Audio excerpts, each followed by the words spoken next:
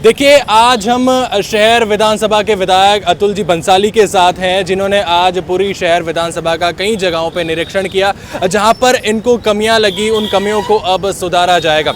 Sir, एक सवाल करना चाहूँगा कि अब जो सीज़न शुरू होगा वो पर्यटन सीज़न है, पर्यटक आने लग जाएंगे, लेकिन जब मैं जिस रास्ते से आया वहाँ पर अभी भी कुछ खड्डे हैं, पानी भरा हुआ है, आने जाने में दिक्कत है। मैं आज सुबह लगभग करीबन 7:30 बजे से इस एरिया के अंदर अकेला ही घूम रहा हूँ, क्योंकि सूचना देने पर जाते हैं तो सब भरा ही रहा दिखता है। परंतु जब इस पूरे एरिया में हाथीराम का ओडा, उपरलावास, घंटाघर, इस क्षेत्र में, शहर के अंदर क्षेत्र में जब मैं गया, जगह जगह ज़बरदस्त कचरा पड़ा था, सीवरेज लाइन में से पानी आ रहा था, गटर टूटे हुए पड़े थे, कुछ गटर नीचे थे, कुछ गटर ऊपर थे। दुर्घटना के सारे जितने भी कारण हो सकते वो उपलब्ध थे। आम जनता से जब संवाद किया तो उन्होंने बोला, साहब हम यहाँ जो भी अधिकारी है, सफाई अधिकारी है, उनको बोलते हैं वो सुनते नहीं है। सफाई अधिकारियों से बात की तो उन्होंने बोला हमारे पास कर्मचारी नहीं है। कर्मचारियों से बात की तो साहब बोले ये प्राइवेट लाइन है, नहीं है वो लाइन है। मेरे को एक चीज़ समझ में नहीं आती, सफाई से ही होगी, बातों से नहीं होगी। और सबसे बड़ा दोष तो मैं जनता को दूंगा आज, कि वो इस स्थिति में रहने के बावजूद भी अपनी आवाज़ उठा नहीं पाते। आज जब मैं लगभग 2-2.5 घंटे से इस चौक में बैठा हूँ, तब सब आके अपनी बात बता रहे हैं कि साहब ये हो गया, जबकि मैंने इनको, हर आदमी मेरे से व्यक्तिगत परिचित है, इनको बोल रखा है आप 24/7 कोई भी ऐसी चीज़ हो आप मुझे बतलाओ, मैं तो खुद आके काम करता हूँ और मैं खुद फ़ोन उठाता हूँ। बिल्कुल, मेरे को इस चीज़ में कोई शर्म नहीं है। अच्छा खराब है तो खराब है, अच्छा है तो अच्छा है, और ख़राब को अच्छा करने के लिए हमको जनता ने चुना है। तो आज मैं इस जगह बैठा हूँ और जितने भी अधिकारी है, कोई नींद में से उठ के आ रहा है, कोई कहीं से आ रहा है। मेरा तो सवाल इतना ही है, हमको सिर्फ सफाई चाहिए और अतिक्रमण मुक्ति, ये पर्यटन और घंटाघर पिपुले का क्षेत्र चाहिए। आज मैंने इनसे इनके डीओ भी मंगवाए हैं, पेपर भी मंगवाए हैं। पहली बार इस तरह की कार्रवाई की है। मुझे भी अच्छा नहीं लगता है कि किसी के पेट पे हम लात मारें या किसी की नौकरी के हम विरोध करें, परंतु जब सर के ऊपर से पानी निकलता है और जनता इतनी त्रस्त हो जाती है कि जनता ये कहने लगे कि साहब हमारी ये अधिकारी सुनते ही नहीं। और जब मैंने खुद अधिकारियों से बात की, उन्होंने बोला साहब हमारी ट्रांसफ़र करोगे और क्या होगा।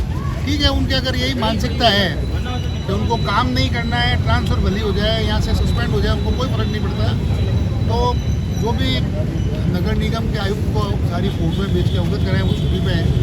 तो मैं बैठा हूँ 1.5-2 घंटे से, मैं 5-6 घंटे और बैठ जाऊँगा।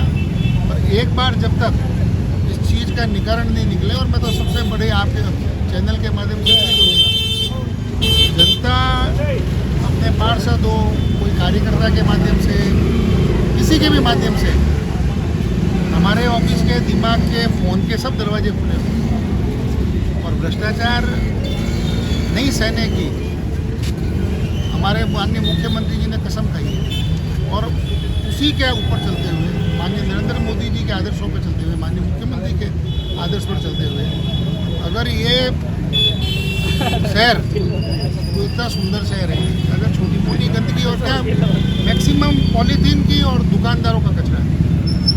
मैं आज अधिकारी आने के बाद स्पष्ट रूप से कहूँगा, अगर कोई दुकानदार दुकान बंद करने से, पैसे उसने लिए, लस्सी उसने बेची, मिर्ची बड़े उसने बेचे, कचरा वहाँ खाने वालों ने किया है, डस्टबिन और नहीं तो 2 आदमी लगाओ।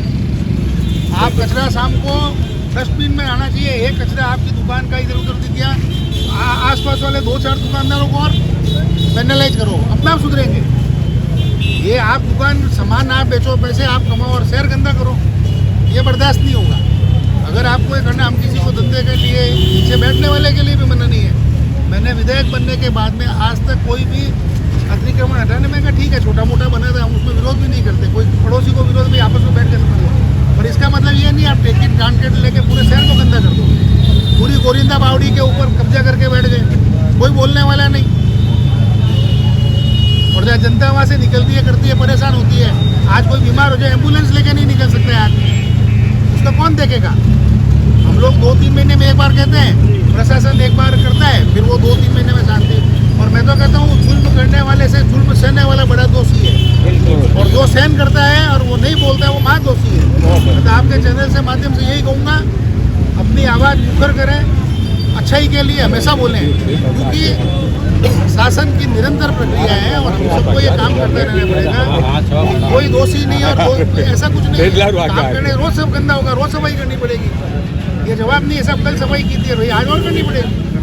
सफाई के लिए इसीलिए लगा रखे सब जनों को। सर, जिस जगह पे हम खड़े हैं वो पर्यटन की दृष्टि से बहुत महत्वपूर्ण स्थान है। यहाँ क्लॉक टावर है, कई लोग बाहर से विदेश से भी इसको देखने आते हैं, लेकिन यहाँ पर लगातार अतिक्रमण जो है बढ़ता ही जा रहा है। कई बार यह हटाने की कोशिश की गई, लेकिन वापस बढ़ जाता है। तो आप आगे आ जाओ साहब, मेरा उसमें इतना ही विषय है, अतिक्रमण जब होता है उसी समय सूचना चाहिए।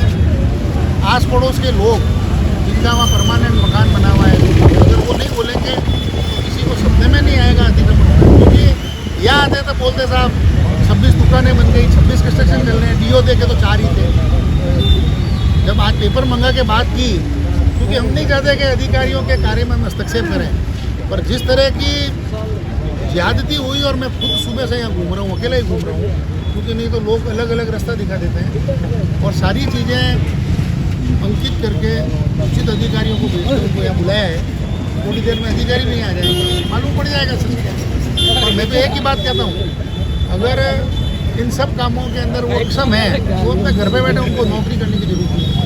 तो ये हमारे साथ थे शहर विधानसभा के विधायक अतुल बंसाली, जिन्होंने एक औचक निरीक्षण किया बिना किसी को बताए, क्योंकि इनका कहना है कि अगर पहले से सूचना दे दी जाती है तो कहीं ना कहीं उनको खबर लगती है और वो काम सही करने लग जाते हैं, या जहाँ पर कचरा नहीं है वहाँ पर सफाई होने लग जाती है। ऐसे विधायक के बारे में आप क्या कहना चाहेंगे, ज़रूर बताएं, और ऐसी जानकारियों के लिए द खटक के साथ जुड़े रहें।